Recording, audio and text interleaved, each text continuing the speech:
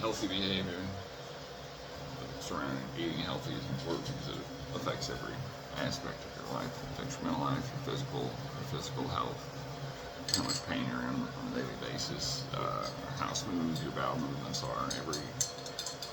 There's a lot of stress and pain that can be avoided through eating healthy and having healthy habits. So one of the other questions.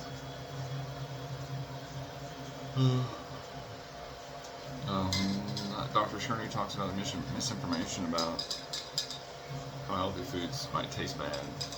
Um, People don't even try, to eat things that are healthy because they automatically assume they're going to hate it, so they don't even bother. And then another access to food, affordability, the knowledge how to cook, how to use that food instead of just eating fast food, and convenience. There's multiple issues. Dr. Sherney talked about companies that have cafeterias offering healthy foods, making sure that those healthy foods are affordable, subsidized when necessary to make it affordable in the cafeterias, and also just for them to encourage and put effort towards that as important. Let's see. Dr. Cerny talked about taking baby steps. Find foods that you really enjoy and find healthier ways to eat that food. He talked about how they changed the recipe for mac and cheese, which they always ate growing up and loved. And now they still eat mac and cheese, they just changed the recipe so that it tastes better. Change your environment. That helps a lot. You don't have 4 or 12 packs of soda in your house. You're probably just going to drink it. And then eating things, asparagus, onions, different things that just good for your health. They create serotonin, just good for your mental health. Let's see.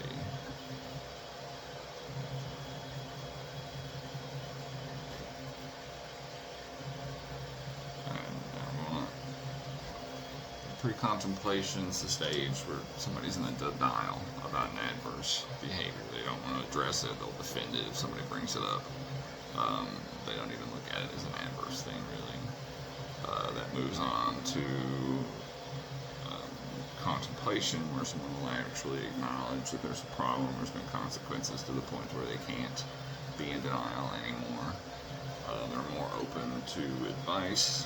It's kind of like an alcoholic who's hit a point where they can't ignore him anymore. And, an example of pre-contemplation is somebody that's an alcoholic that pretends like they're not an alcoholic, or is in that belief.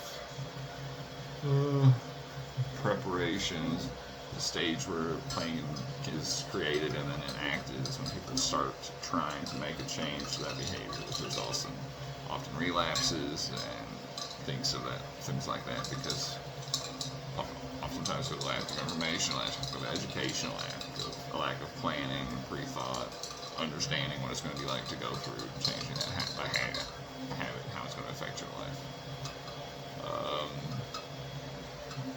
Maybe you don't drink for a long time, and then you're somewhere where everyone's drinking, and you just happen to be at a wedding or something, and you have a drink because it's hard not to. Let's see. The action stage is when you're mostly over it. You may relapse every now and then, but for the most part, you're doing it right. You haven't had a cigarette in 4 months, and you're on your way. Maintenance is when you haven't been affected. You haven't done any of the adverse behavior in at least 6 months. I think up to 5 years, even at the 5-year mark, there's still like a 7% chance of relapsing. But you're cementing new habits and lifestyles over this period and just trying to maintain a change in that behavior.